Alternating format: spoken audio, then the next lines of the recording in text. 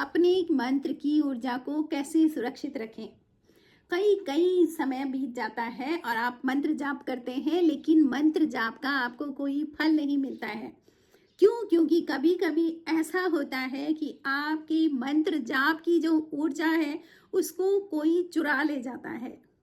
दोस्तों, है ना नई बात? आपने सुना होगा धन दौलत सोना चांदी सब चुराने वाले हैं, लेकिन आज मैं आपको वो चोरी बताती हूँ जो कि धन दौलत से कई गुना ज्यादा बड़ी है, और वो है आपकी मंत्र जाप की ऊर्जा।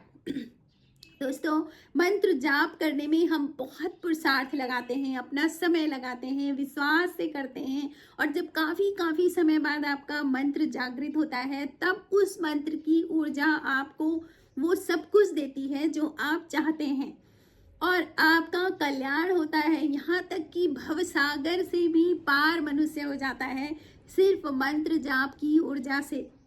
और अगर आपने मंत्र जाप करा और कोई ऐसा मिल जाए जो आपकी ऊर्जा को चुरा ले जा रहा है, तो फिर क्या होगा?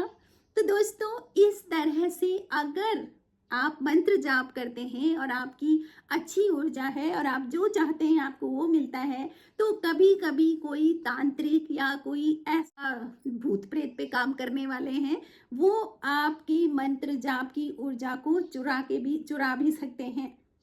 तो दोस्तों, आज मैं आपको बताऊंगी कि आपको मंत्र जाप करते समय किन बातों का ध्यान रखना है, और अगर आप मंत्र जाप करते हैं और आप उसको बेनिफिट आपको मिलता है, तो आपको ध्यान रखना है कि जिन जगह मैं बताऊंगी उन जगह आपको नहीं जाना है। और अगर आप उन जगह पर चले गए हैं तो आपको किन बातों का ध्यान रखना है। दोस्तों, वीडियो बहुत ही इंटरेस्टिंग है, तो आप पूरा वीडियो बहुत ध्यान से सुने और इन बातों का लाभ लें। दोस्तों, मेरा वीडियो सिर्फ वही लोग देखें जिनको आध्यात्मिक उन्नति करनी है, जिन लोगों को संसार प्रिय है और संसार में ही लिप्त रहना है, वो तो कृपा करके वीडियो ना देखें। तो दोस्तों, शुरू करते हैं आज का वीडियो। लेकिन रोज की तरह यदि आपको मेरा वीडियो पसंद आता है तो मेरे चैनल को सब्सक्राइब करें, मेरे वीडियो को लाइक करें, कमेंट में जय श्री राम लिखें और लाभ लें।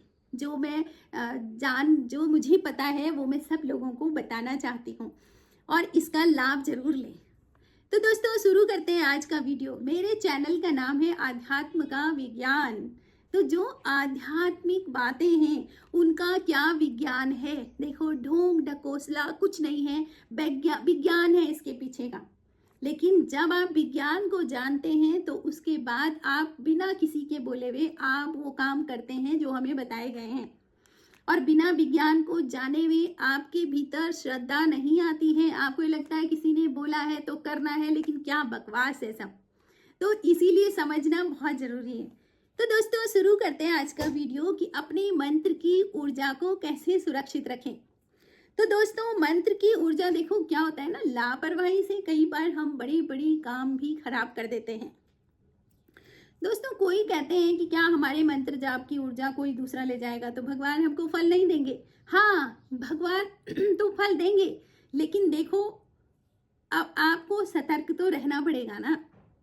अब उस ऊर्जा से ही तो बंधे हुए हैं भगवान भी। आपने जो मंत्र जाप करा, आपने अपना पुरुषार्थ लगाया, आपने श्रद्धा और विश्वास लगाया, तो उससे भगवान बंध गए। लेकिन आप अगर लापरवाही करेंगे तो फिर आप उस परिणाम से वंचित रह जाएंगे। देखिए, मैं समझाती हूँ। किसी के घर में आग लग गई है, अब वो सोचे कि भगवान आग बुझाएंगे। अरे, खुद अपना पुरुषार्थ लगाना पड़ेगा, अपनी सावधानी रखनी पड़ेगी, और फिर आग को बुझाया जाएगा। या फिर ऐसी सावधानी रखनी पड़ेगी कि घर में आग ही ना लगे। तो इसीलिए अपनी सावधानी बरतनी बहुत जरूरी है। मेरा बताने का मतलब यही है। मैं किसी को नेगेटिव नहीं बना रही हूँ, लेकिन मैं बताती हूँ कि अगर आप मंत्र जाप करते हैं तो किन किन बातों का ध्यान रखें। तो दोस्तों, सुरक्षा के तौर पर जब आप साधना करते हैं, आप ध्यान करते हैं, आप मंत्र जाप करते हैं, तो सबसे पहला जब आप बैठते हैं तो वो है आसन। तो अपने आसन को किसी दूसरे को ना दें।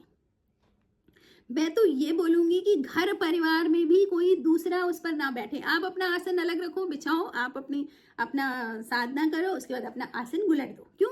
क्योंकि जो दूसरा परिवार में कोई तुम्हारा खास ही क्यों नहीं है, अपने ही है, लेकिन उनकी एनर्जी नेगेटिव है, तो आसन की जो पॉजिटिव एनर्जी है वो उसी एनर्जी को न्यूट्रलाइज करने में खत्म भी हो जाएगी। कई बार आपकी एनर्जी उसमें चली जाएगी। तो इसलिए क्योंकि आपको कुछ पाना है तो उसके लिए आपको अपना आसन अलग रखना है। कई बार क्या होता है कि घर में आप राम जी को पूज रहे हो, दूसरा माता देवी को पूज रहा है, कोई हनुमान जी को पूज रहे हैं, अलग अलग इष्ट है सबके, तो इसीलिए अपना आसन बिल्कुल अलग होना चाहिए। देखिए, अब पहले कहते भी हैं कि आसन शुद्ध तो मंत्र भी शुद्ध, है ना। तो आसन को बिल्कुल शुद्ध रखना है। दूसरी जो महत्वपूर्ण चीज है वो है आपकी माला। दोस्तों, माला कोई ऐसी वैसी चीज नहीं है, बहुत ही कमाल की चीज है। और हम अपनी माला कभी किसी दूसरे को दे देते हैं, जो बिल्कुल नहीं करना चाहिए। माला किसी को नहीं देनी चाहिए और अपनी माला छुपा के रखनी चाहिए। सही बात तो ये है कि आप किसी को बताएं भी नहीं कि आप क्या कर रहे हैं, और उस माला की एनर्जी भी दूसरा ले सकता है। तो इसलिए अपनी माला को सुरक्षित रखें। दोस्तों, माला पे मैं आपको एक चीज और बताती हूँ कि माना आपकी माँ ने कोई माला जपी, ठीक है, माँ का समय पूरा हुआ, माँ चली गई, तो जिस तरह से माता पिता की संपत्ति अपने बच्चों को मिलती है ना, तो वो संपत्ति तो वो है जो आपके घर बार चलाने के काम आएगी। लेकिन मंत्र जाप की संपत्ति, आप अपनी माँ की माला को कंटिन्यू करें तो आप वो जो चेन चली आ रही ना मंत्र जाप वाली, उसकी ऊर्जा आपको ऐसे ही मिल जाएगी। कितनी अच्छी चीज़ है। और उस माला को कंटिन्यू करके आप जपें कि मम्मी पापा की कोई माला है, दादा दादी की माला है, तो उसको जपें। लोग पहले यही होता था कि अपना मंत्र जाप भी दिया जाता था, अपना व्रत भी दिया जाता था। इसको देने का मतलब क्या है कि जितना मैंने कमाया है अब तुम आगे और बढ़ाओ इस संपत्ति को।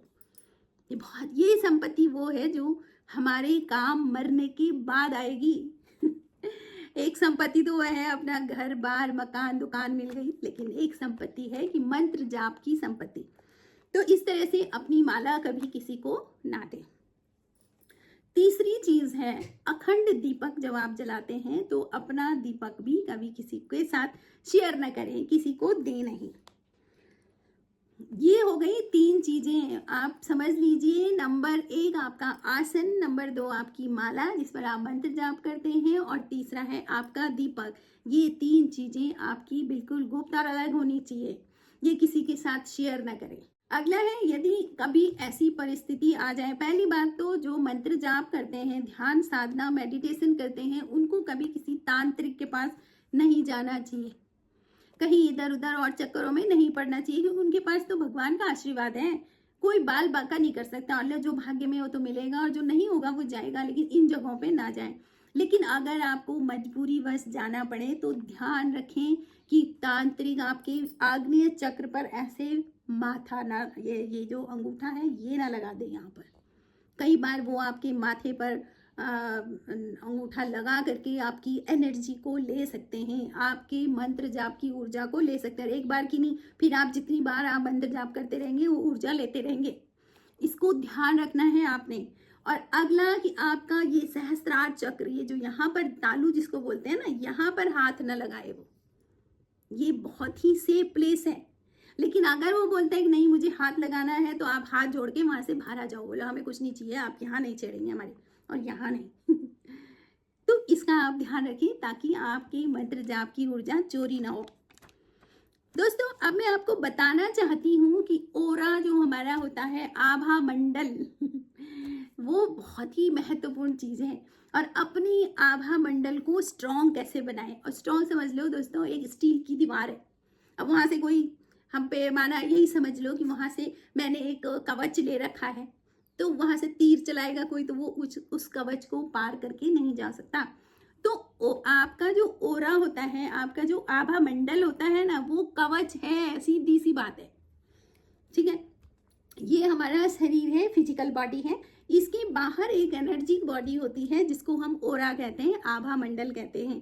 और दोस्तों, कुछ लोगों के पास आप जाते हो ना, तो आपको बहुत खुशी महसूस होती है, आपको भीतर से अच्छा लगता है।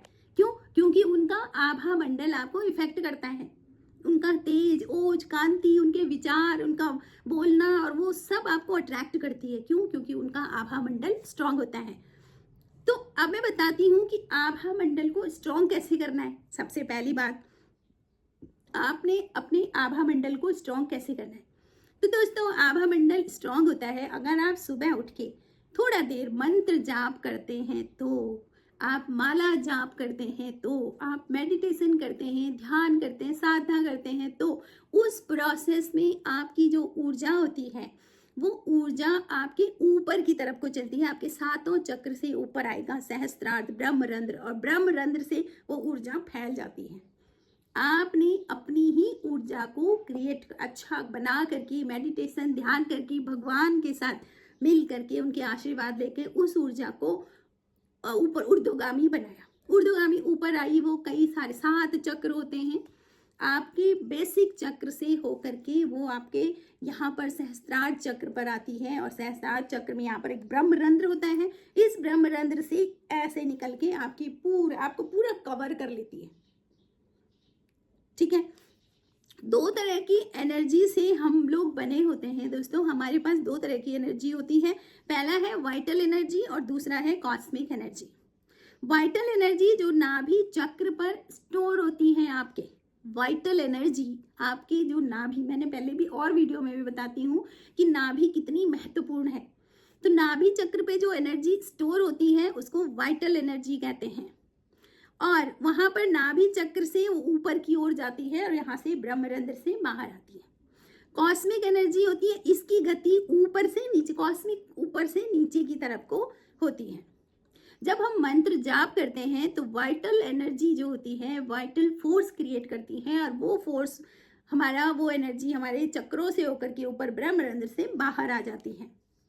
और उसके कारण क्या होता है बताओ, वो जो एनर्जी, जो वाइटल एनर्जी आई थी, उसने पूरा हमारा ओरा बना दिया और हमारा स्ट्रांग ओरा हो गया।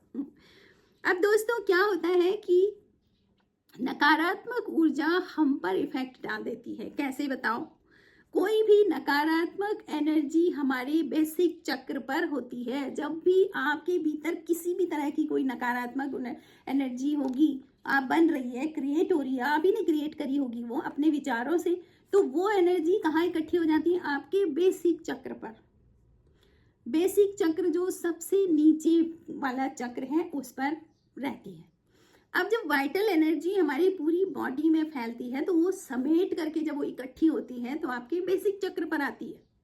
जब वो इकट्ठी भी होती है वो एनर्जी, जब इकट्ठी होगी तो आपके बेसिक चक्र पे जाएगी, और आपके बेसिक चक्र पर पहले से ही नेगेटिव एनर्जी है, तो जो एनर्जी आपने क्रिएट करी है वो दोबारा से नेगेटिव हो जाएगी। तो ये भी मंत्र जाप से आपको फायदे नहीं दिला सकती है, क्योंकि आप जितनी एनर्जी क्रिएट कर रहे हैं वो एनर्जी वेस्ट हो जा रही है, क्योंकि वहां पर नेगेटिव एनर्जी है। तो यहाँ पर भी ध्यान रखना चाहिए कि आप अपने विचारों से अपनी एनर्जी को पॉजिटिव रखें।